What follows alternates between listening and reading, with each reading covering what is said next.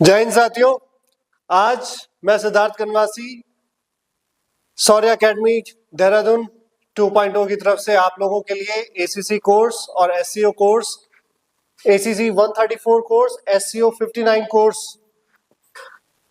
Course के लिए आप लोगों के लिए साइंस एंड कंप्यूटर्स के कुछ इंपॉर्टेंट क्वेश्चंस लेके आया हूं। इस सीरीज में हम लोगों ने प्रीवियस ईयर्स के क्वेश्चंस भी इन्वॉल्व किए हुए हैं जो बहुत ही इंपॉर्टेंट है। पीवाईज क्यूज बहुत इंपॉर्टेंट होते हैं और इसमें कुछ हमने इंपॉर्टेंट क्वेश्चंस जो एक्सपेक्टेड है हमने उनको भी इन्वॉल्व किया हुआ है। फर्स्ट और फॉरमोस्ट थिंग, वीडियो में हम आगे बढ़े इससे पहले आप लोगों को हमारे नोटिफिकेशन मिलते रहे, इसलिए हमारे चैनल को लाइक सब्सक्राइब जरूर कीजिएगा। ठीक है, नोटिफिकेशन ऑन कर लीजिएगा। और इंपॉर्टेंट चीज, अगर आपको कोई चीज हमारे क्वेश्चंस इनमें डाउट लगते हैं, हमसे कोई क्वेश्चन पूछना है, आप हमारे कमेंट सेक्शन में भी इस चीज को मेंशन कर सकते हैं। फर्दर मोर, इनके पीडीएफ लेने के लिए आप हमारे टेलीग्राम चैनल जो कि हमारे बायो लिंक में लिखा हुआ है, आप उसको भी ज्वाइन करिए। ठीक है, हमारे चैनल से जुड़े रहिए ताकि हम आपको न्यूज जितने भी अपडेट्स हो हम आपको प्रोवाइड करते रहे। ठीक है, चलिए हम लोग स्टार्ट करते हैं। अपना साइंस और कंप्यूटर से रिलेटेड इसमें मिक्स है हम लोगों ने किए हुए, तो आप इसको देखिएगा। ठीक है, पहला क्वेश्चन हम लोग देख रहे हैं, unit of electric current is. ठीक है, आपके पास ऑप्शन है coulomb second, newton second, C farad, D watt. अगर हम इसमें जनरली देखेंगे तो हमारे पास जो इसकी एसआई यूनिट आती है वो क्या आती है, एम्पियर। एम्पियर आ गई। ठीक है, लेकिन अगर हम एम्पियर को थोड़ा सा अंडरस्टैंड करने की कोशिश करेंगे तो एम्पियर इक्वल्स टू क्या होता है, 1 एम्पियर इक्वल्स टू क्या होता है, कूलाम सेकंड, कूलाम पर सेकंड। यानी कोई भी करंट जो हमारा चार्ज है वो कितने सेकंड में, एक सेकंड में कितना फ्लो हो रहा है, हम उसको ही करंट बोलते हैं। ठीक है, इसीलिए जो हमारे पास ऑप्शंस अवेलेबल हैं उसके अकॉर्डिंग हमारे पास जो इसका आंसर होगा वो कूलाम सेकंड होगा।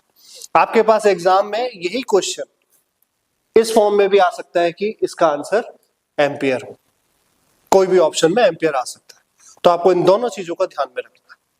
ठीक है, चलिए आगे बढ़े। सेकंड क्वेश्चन आता है, the velocity of sound is maximum in. Option है ए एयर, बी वाटर, सी स्टील, डी कैरोसिन। जब भी हम साउंड की बात कर रहे हैं तो साउंड को ट्रैवल करने के लिए किसकी आवश्यकता होती है दोस्तों, मीडियम की। जब हम बात कर रहे हैं मीडियम की तो मीडियम से अंडरस्टैंड कीजिए, यानी उसको क्या चाहिए, एक पाथ चाहिए। ठीक है, तो हमारा अगर हम इसमें बात करें एयर, वाटर और स्टील और कैरोसिन, कैरोसिन और वाटर को लिक्विड फॉर्म में हम लोग अंडरस्टैंड करते हैं, तो हमारे पास तीन तरह की चीजें होती हैं, एक होती है एयर, एक होती है सॉलिड और एक होती है लिक्विड। ठीक है, अब आप इसमें देखिए जो एयर के मॉलिक्यूल्स होते हैं वो कैसे होते हैं, बहुत दूर दूर होते हैं, first thing. Second thing, steel में कैसे होते हैं, सॉलिड में कैसे होते हैं, सॉलिड में बिल्कुल चिपके हुए होते हैं, सटे हुए होते हैं एक दूसरे से। ठीक है, लिक्विड में जब हम बात कर रहे हैं तो इनके मॉलिक्यूल्स कैसे होते हैं, थोड़ा सा स्प्रेड आउट होते हैं। इस कॉन्सेप्ट से आपको समझना होगा कि जब भी साउंड को एक मीडियम में ट्रेवल करना होता है तो वो ज्यादा फास्ट किस में जाएगा, इस पाथ में जाएगा, क्योंकि उसके लिए पूरी रोड बनी हुई है ना, पाथ बना हुआ है। तो क्या होगा, जो मीडियम होगा, जो सबसे ज्यादा क्लोजली कनेक्टेड होगा, वो क्या होगा, साउंड के ट्रेवल के लिए सबसे फास्टेस्ट मोड होगा। ठीक है, तो सॉलिड वाला जो होता है हमेशा ज्यादा होता है। ठीक है, अब हम बात करें हमारे पास जो ऑप्शंस है, एयर नहीं हो सकता। एयर में अगर हम स्पीड की बात करें तो ये लगभग 300 प्लस मीटर पर सेकंड में होता है। जब हम वाटर की बात कर रहे हैं तो ये लगभग वाटर और केरोसिन में दोनों का एक रफ एग्जांपल आपको दे रहा हूं, ये आपका होता है 800 और 1000 प्लस मीटर्स में होता है, 1000 प्लस मीटर पर सेकंड में होता है। जब हम स्टील की बात कर रहे होते हैं तो ये 5000 मीटर से भी 5000 मीटर पर सेकंड तक पहुंच जाता है। ठीक है, तो इसका आंसर आपके पास क्या होगा, स्टील होगा। मैंने आपको ये ऑप्शंस और ये जो थ्योरी आपको समझाई हुई, आपको इसमें ध्यान रखना है कि ऑप्शंस आपके पेपर में चेंज हो सकते हैं, ठीक है। क्वेश्चन इस तरह से आ गया तो आपको इस चीज का ध्यान रखना है, ठीक है। चलिए नेक्स्ट क्वेश्चन देखते हैं। The change in linear momentum of a body is, आपको फिल इन द ब्लैंक्स दिया हुआ है, to force applied on it. आपको ध्यान देना है कि लीनियर मोमेंटम किसके रिलेटेड होता है और फोर्स के रिलेटेड है, कैसे है, हमें यह देखना है, ठीक है। तो हमारे पास ये क्वेश्चन अलग ढंग से आएगा, लेकिन इसमें अभी समझना है कि किस तरह से रिलेट है लीनियर मोमेंटम फोर्स से, कैसे रिलेटेड है।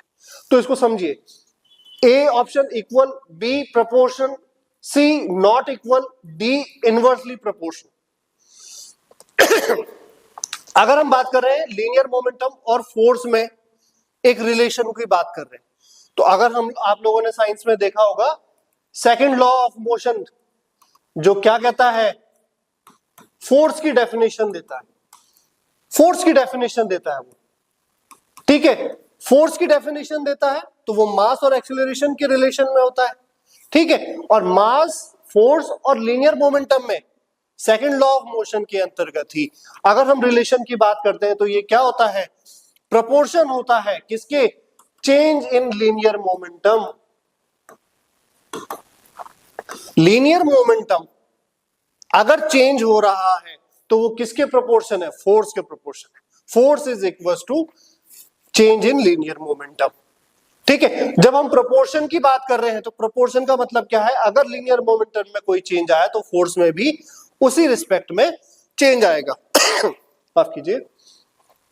तो हमको क्या देखना है, force, linear momentum, proportion, linear momentum, ठीक है। और इसी में टाइम ड्यूरेशन को आ जाएगा, तो इन दोनों का जो चेंज होता है तो ये क्या है, डायरेक्ट प्रोपोर्शन आएगा। इसलिए जो इसका आंसर होगा वो क्या होगा हमारे पास,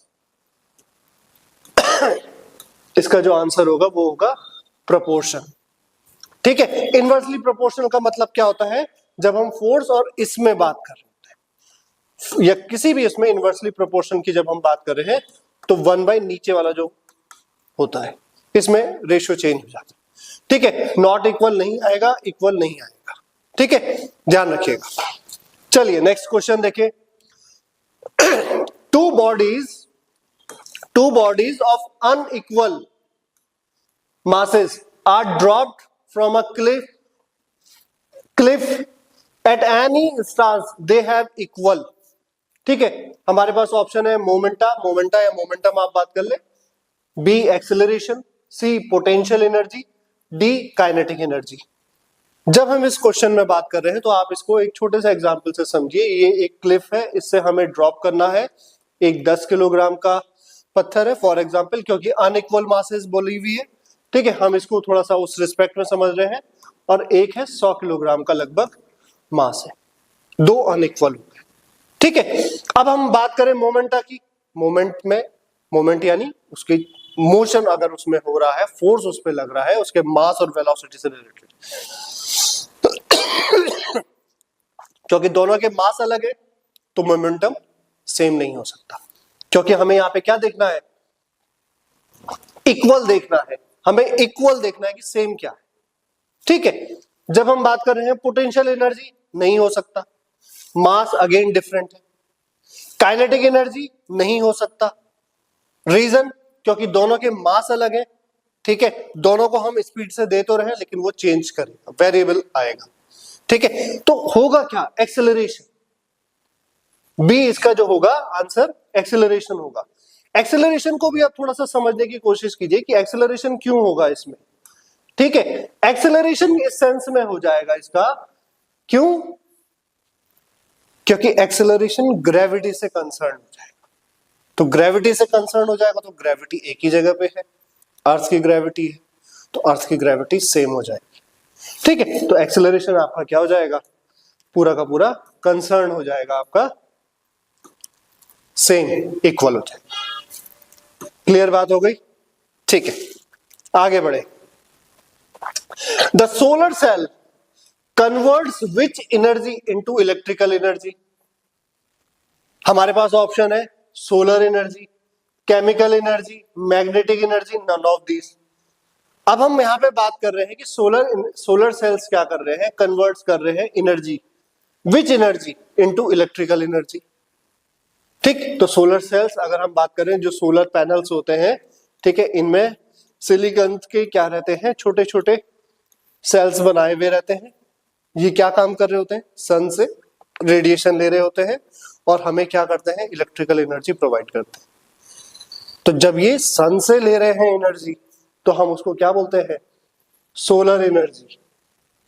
तो सोलर एनर्जी इसका ऑप्शन होगा, जो सोलर सेल्स रिसीव करते हैं और एनर्जी किसमें कन्वर्ट करते हैं, इलेक्ट्रिकल एनर्जी, जो कि आज आपने हर घर में सौर ऊर्जा का जो नया संयंत्र है आप उसको देख रहे होंगे। सोलर पैनल्स इनको हम बोलते हैं। ठीक है, चलिए नेक्स्ट क्वेश्चन की तरफ बढ़े। ठीक है, अब इसमें कुछ क्वेश्चंस हम लोगों के कंप्यूटर से रिलेटेड है। मैं आपको आपके संज्ञान में बात डाल दूं कि कंप्यूटर से रिलेटेड जो आजकल न्यू टेक्नोलॉजीज आ रही हैं, बहुत ही इंपॉर्टेंट क्वेश्चंस हैं। आप कोशिश कीजिएगा जितना इसको अंडरस्टैंड कर सके, ठीक है, और याद कीजिएगा इसको। ठीक है, पीडीएफ आपको टेलीग्राम चैनल पे हमारे उपलब्ध मिलेगी इसकी। ठीक है, क्वेश्चन है which programming language is most widely used for artificial intelligence. ठीक है, आपके पास ऑप्शंस है A Python, B Java, C plus plus, D Ruby. ठीक है, ये सब के सब लैंग्वेजेस हैं। ठीक है, इसमें हम लोग अगर बात करें तो जो ऑप्शन है इसका, मैं डायरेक्ट आंसर दे रहा हूं इसका, पाइथन। ठीक है, Python is one of the very famous language for used in AI, just because of that इसके पास क्या है, एक तो सबसे ज्यादा लाइब्रेरीज हैं। लाइब्रेरीज इस सेंस में होती हैं जिस तरह से हमारे पास किताबें जो होती हैं इनकी रेफरेंस की, वो बहुत ज्यादा है, और इसकी जो स्केलेबिलिटी है वो बहुत बड़ी है। हम इसमें प्रोग्रामिंग को एक्सपेंड कर सकते हैं, इस वजह से इसमें क्या आ जाता है, पाइथन को हम इंपॉर्टेंटली यूज करते हैं। ठीक हो गया, चलिए नेक्स्ट क्वेश्चन की तरफ बढ़े। Control, shift and alt are called dash dash keys. हमारे पास ऑप्शन है modifier, function, alphanumeric and adjustment. जब हम इसकी बात कर रहे हैं तो अगर आपने देखा होगा, हमारे पास जब भी हम कंट्रोल, शिफ्ट और एंड को यूज करते हैं तो हमने डे टू डे लाइफ में देखा है कंट्रोल प्लस सी, जो कि हमारा किसके लिए होता है, कॉपी के लिए होता है। कंट्रोल प्लस वी ये किसके लिए होता है, पेस्ट के लिए। ठीक है, ऑल्ट को देखा होगा आपने, ऑल्ट के साथ भी हम एक फंक्शन यूज करते हैं। कर क्या रहे हैं बेसिकली, इसको अंडरस्टैंड कीजिएगा। ये क्या है, सी। एक जब भी हम सी को प्रेस करते हैं तो हमारे पास सी आता है। शिफ्ट के साथ अगर हम सी प्रेस कर रहे हैं, ठीक है, और अगर हमारा कैप्स लॉक ऑफ है तो क्या आता है, सी छोटा वाला क्या होता है, बड़े फॉर्म में आ जाता है, कन्वर्ट हो जाता है बड़े फॉर्म में। तो कर क्या रहा है ये कर रहा है मॉडिफाई। किसी भी एक लेटर, किसी भी एक शब्द, यानी कीबोर्ड के कोई फंक्शंस हैं, कंप्यूटर के कोई फंक्शंस हैं, उनको मॉडिफाई कर रहा है, यानी जो वो थे उनके साथ साथ उसका कोई और फंक्शन कर रहा है, तो मॉडिफाई कर रहा है। ठीक है, तो उससे हम इसका आंसर क्या निकाल पाएंगे, मॉडिफायर्स। ठीक है, मॉडिफायर यानी जो कि उस किसी के फंक्शन को मॉडिफाई कर सके, ऊपर नीचे चेंज कर सके। ठीक है, जैसे हम शिफ्ट के साथ देख रहे हैं, कंट्रोल के साथ देख रहे हैं, ऑल्ट के साथ देख रहे हैं। ठीक है, फंक्शंस की जब हम बात कर रहे होते हैं तो फंक्शंस कीज बेसिकली क्या होती हैं, F1 सीरीज की जो होती है, F1 जो आपके ऊपर पे लिखी हुई रहती है, F12 तक होती है। अल्फा न्यूमेरिक की जब हम बात कर रहे होते हैं तो alpha numeric basically A to Z और 0 to 9 के बीच में होती है। ठीक है, और जब हम एडजस्टमेंट की बात कर रहे होते हैं तो एडजस्टमेंट बेसिकली कुछ होता नहीं है। ठीक है, ये सिर्फ उसमें एक टर्म है कि भाई हम एडजस्ट कर रहे हैं, तो उसके रिलेटेड इन्हें दिया हुआ है। ठीक है, ये आपके प्रीवियस ईयर के क्वेश्चंस पेपर में से एक क्वेश्चन। ठीक है, चलिए ये आपके समझ में आ गया होगा, उम्मीद करता हूं मैं। इसका आंसर है आपका ए, मॉडिफायर। चलिए नेक्स्ट क्वेश्चन की तरफ। Dash dash is the process of finding errors in software code. ठीक है, बहुत ही इंपॉर्टेंट क्वेश्चन है ये। क्वेश्चन 2-3 बार अलग अलग एग्जाम में पूछा गया है। ठीक है, जब हम एरर्स की बात कर रहे होते हैं और जब हम बात कर रहे होते हैं सॉफ्टवेयर से रिलेटेड, तो इसको बेसिकली क्या कहते हैं, बग कहते हैं। कंप्यूटर की लैंग्वेज में एरर्स को बग कहते हैं। बग का मतलब आपको पता है, जैसे अगर कोई खराबी आ गई, कोई कीड़ा उड़ा होता है, उसको हम बग बोल देते हैं। ठीक है, तो अगर हम इसमें बात करें तो हमारे पास ऑप्शन है कंपाइलिंग, बी टेस्टिंग, सी रनिंग, डी डीबगिंग।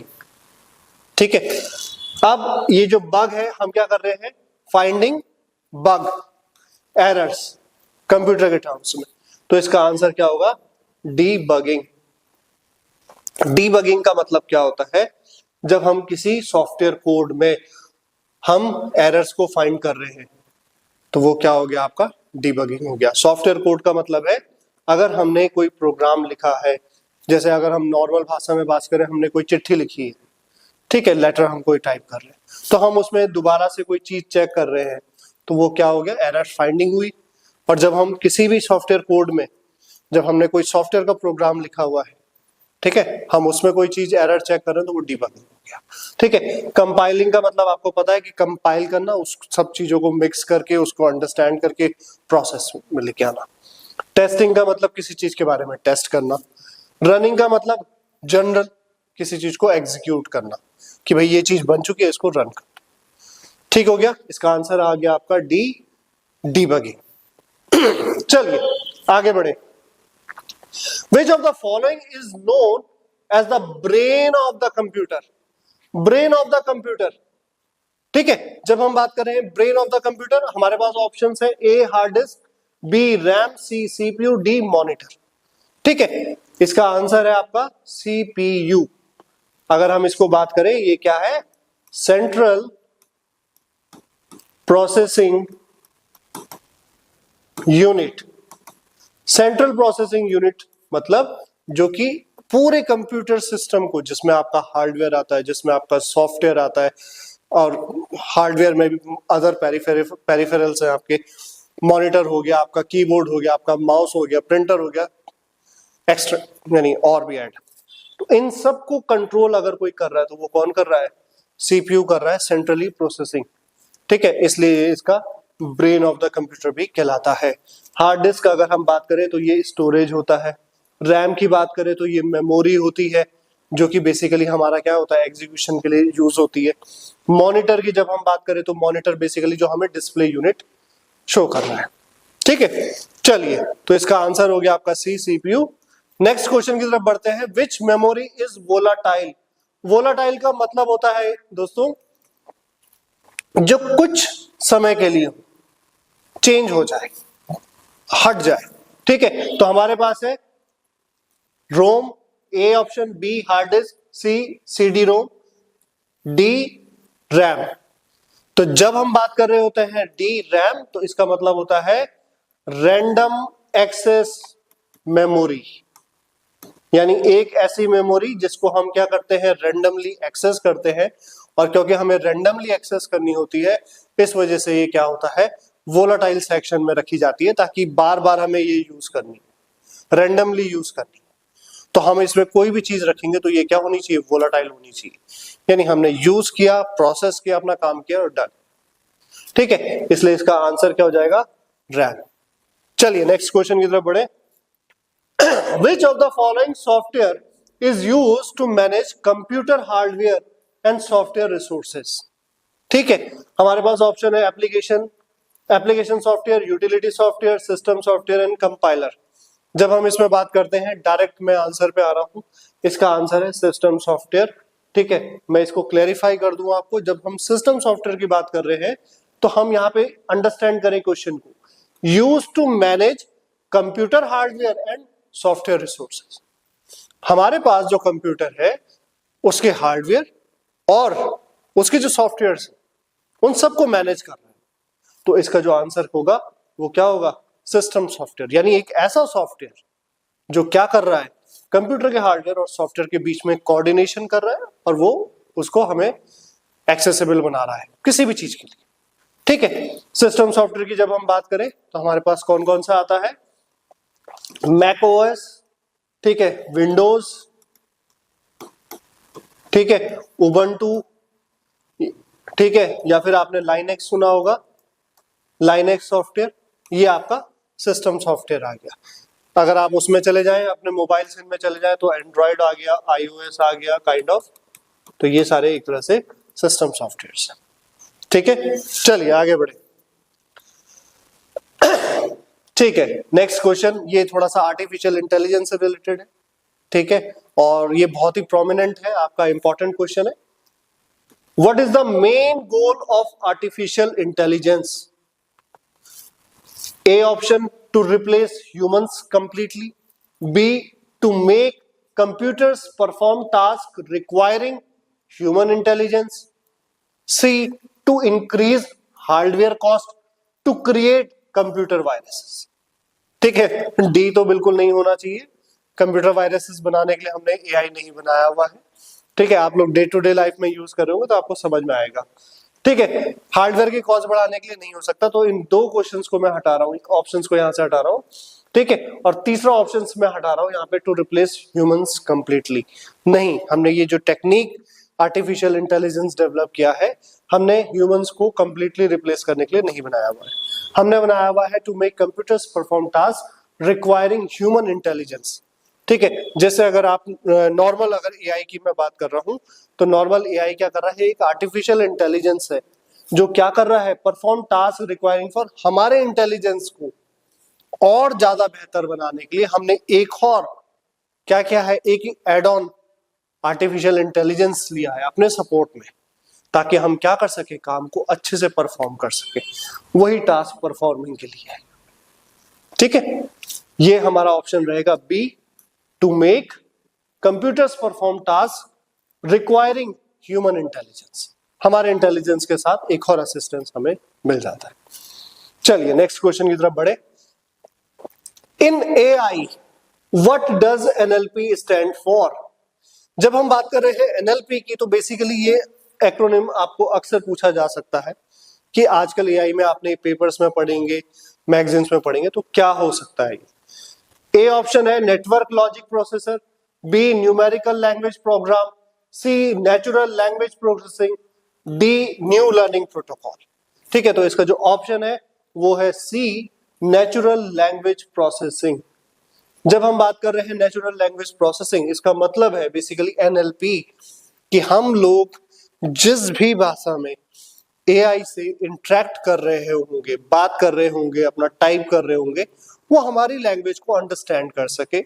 ठीक है, हमारी इमोशंस, यानी सॉरी, अगर हम इसको थोड़ा सा वैसे समझे, हमारे इंटरेक्शन को वो समझे, हमारे वर्ड्स को उसको समझे और हमारे हिसाब से ही उसका आंसर दे दे।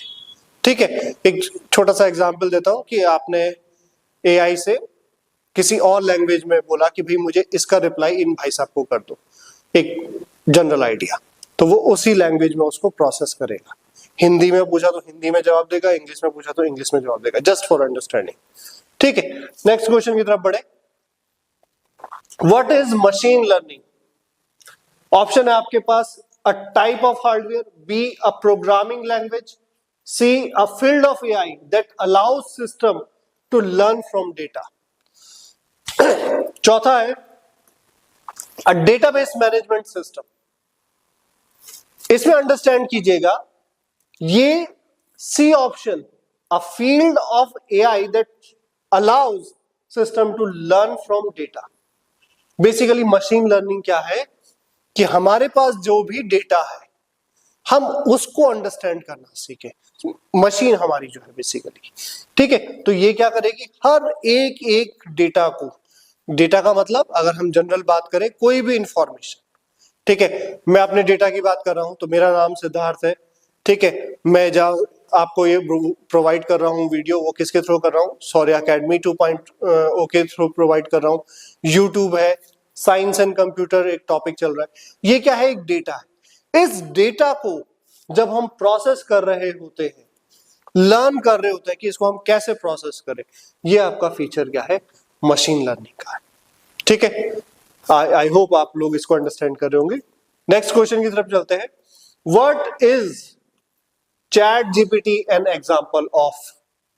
बहुत ही अच्छा क्वेश्चन है, आप लोग यूज करते हैं, लेकिन इसका आंसर मैं चाहूंगा आप लोग खुद भी सोचिएगा इसके बारे में। ऑप्शंस आपके पास है फिलहाल के लिए, a web hosting service, a large language model, C a database engine, a chat app. ठीक है, चैट ऐप आपको लगेगा कि हो सकता है, लेकिन ये नहीं है। ठीक है, ये व्हाट्सएप नहीं है आपका कि आप सिर्फ इससे चैट करें, तो ये व्हाट्सएप नहीं है। ठीक है, इसका जो आंसर है वो है B, a large language model in context of AI. तो आपको ऑप्शंस को भी अंडरस्टैंड करना पड़ेगा। लार्ज लैंग्वेज मॉडल का मतलब क्या है? ये बेसिकली क्या है, हमारी लैंग्वेज को अंडरस्टैंड कर सकता है, प्रोसेस कर सकता है और उसको दे सकता है। ठीक हो गया, लार्ज लैंग्वेज मॉडल।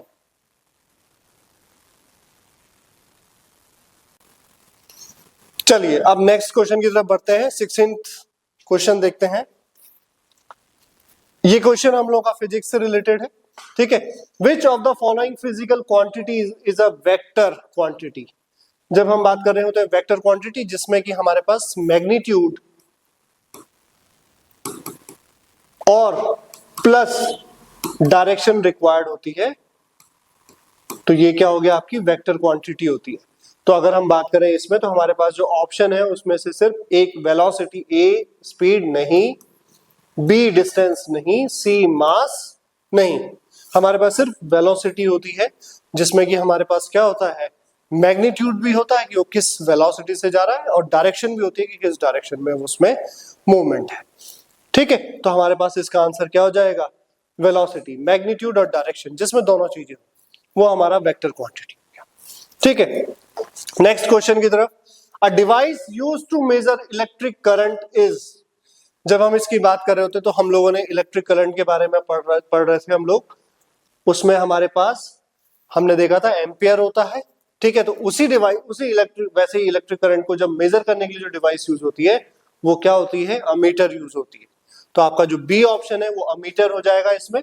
ठीक है, जब हम बात कर रहे हैं वोल्ट मीटर, तो ये बेसिकली पोटेंशियल और इन सब चीजों के लिए होती है। गैल्वेनोमीटर, ओम मीटर क्या होते हैं, ये इन्हीं ये बहुत ही जो शॉर्ट इलेक्ट्रिक करंट्स होते हैं उनके नापने के लिए यूज होती है। ओम मीटर क्या होता है, ये जब रेजिस्टेंस उनको नापने के लिए यूज की जाएगी। ठीक है, आजकल एक मिक्स मीटर आता है।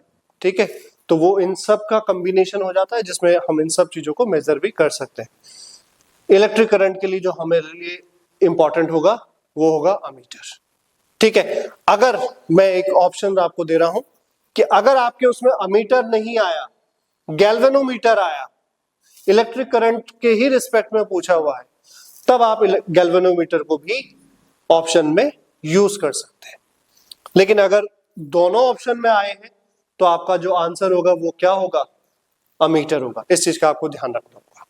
चलिए नेक्स्ट क्वेश्चन की तरफ। When light travels from air to glass, its speed A increases, B decreases, C remains same, becomes 0। तो जब हम बात कर रहे हैं एयर और ग्लास की, तो इसमें क्या हो जाएगा, हमारी स्पीड डिक्रीज हो जाएगी। डिक्रीज क्यों हो जाएगी, क्योंकि जो एयर है वो क्या है, रेयरर मीडियम है, और जो बी है वो क्या है, ग्लास, वो क्या है, डेंसर मीडियम है। तो क्या हो जाएगा, जब भी लाइट यहां पे ट्रेवल कर रही होगी, ये एयर है और ये क्या है, ग्लास है, तो क्या हो जाएगी, ये स्पीड स्लो हो जाएगी। स्लो हो जाएगी क्योंकि उसका जो पाथ है वो चेंज हुआ है। ठीक है, और ये क्या है, डेंसर है। ठीक हो गया, चलिए नेक्स्ट क्वेश्चन की तरफ बढ़े।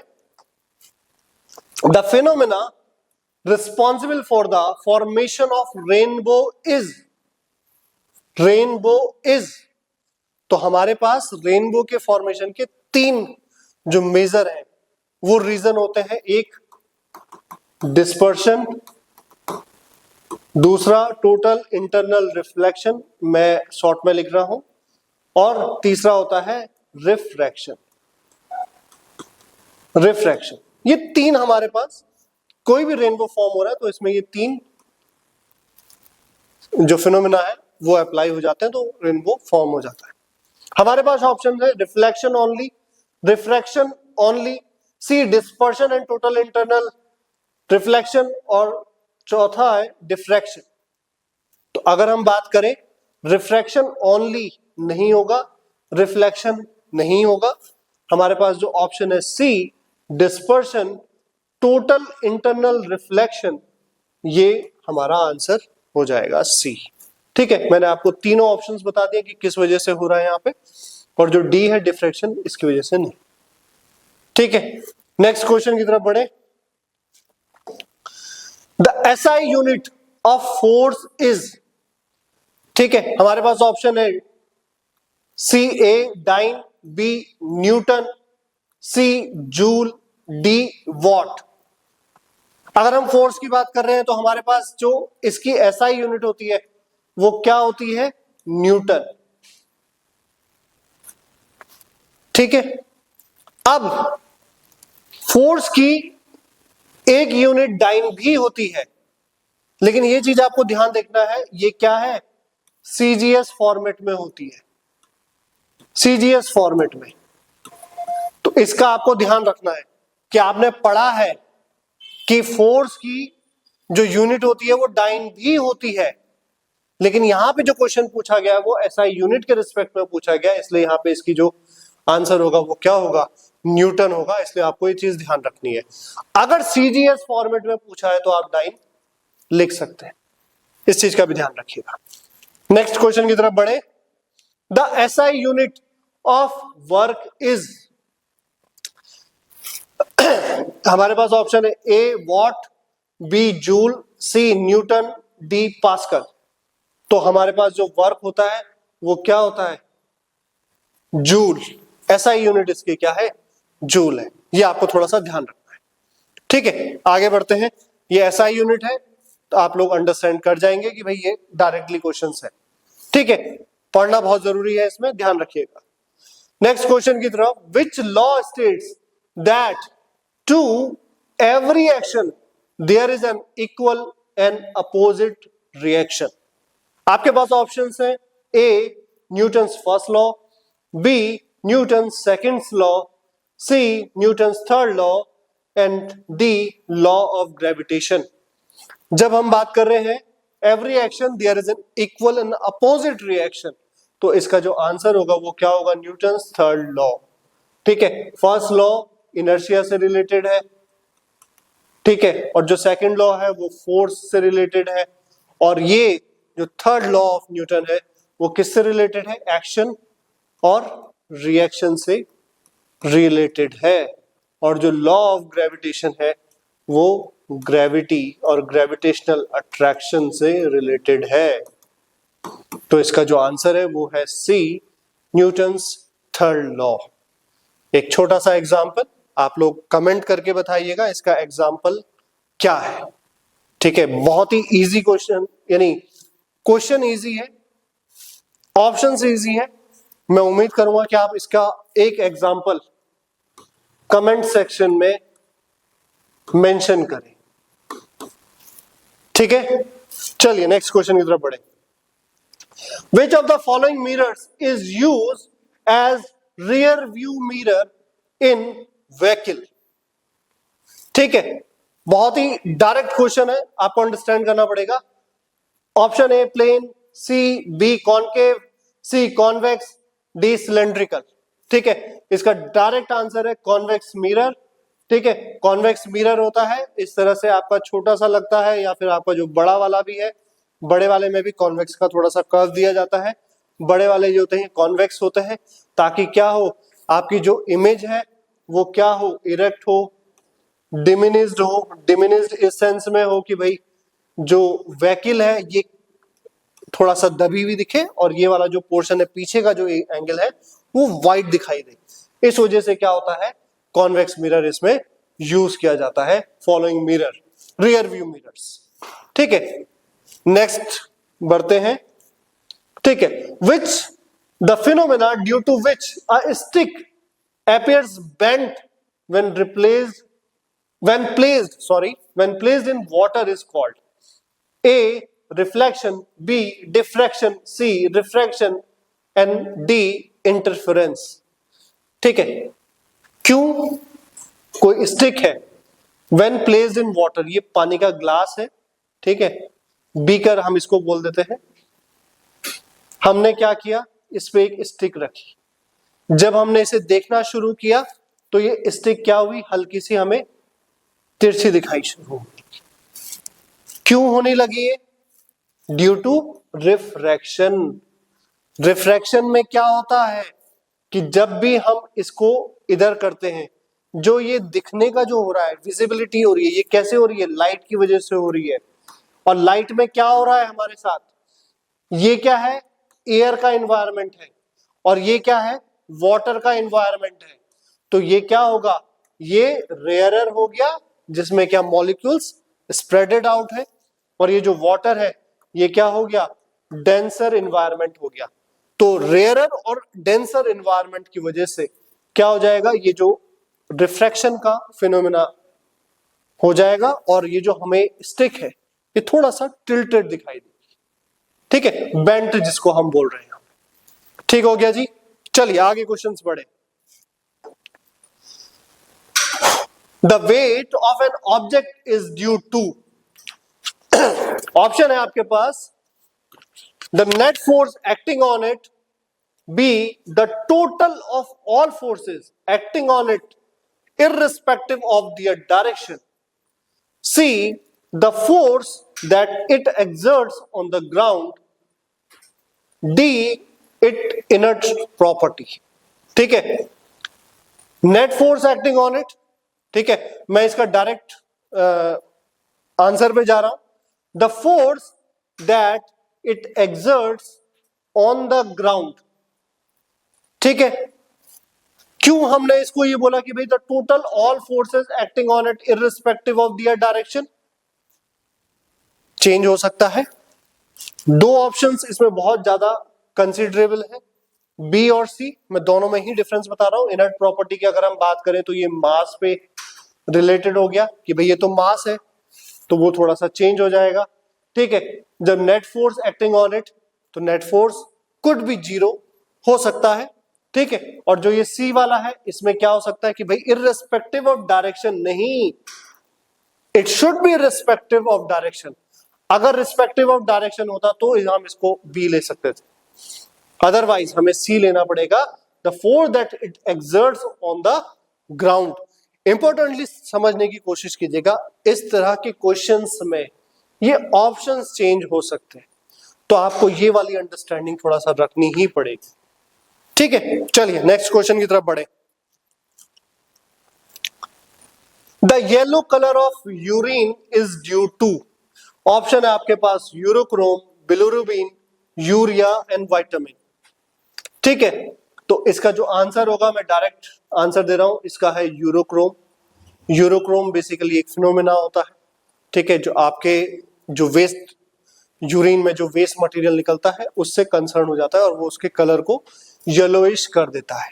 ठीक है, अगर हमारे बॉडी में वाटर इनटेक कम है तो ये यूरोक्रोम क्या हो जाता है? डार्क हो जाता है, डार्क येलो हो जाता है। और अगर पानी का इनटेक ठीक है तो ये हल्का येलोइश कलर होता है। ठीक है, बिलिरुबिन नहीं हो सकता क्योंकि बाइल जूस से कंसर्न होता है, जो हमारे बॉडी में रेगुलेट करता है चीजों को, जो कि अगर हम बात करें जॉन्डिस से रिलेटेड भी है। यूरिया नहीं हो सकता क्योंकि हम यूरेलेटिक नहीं है।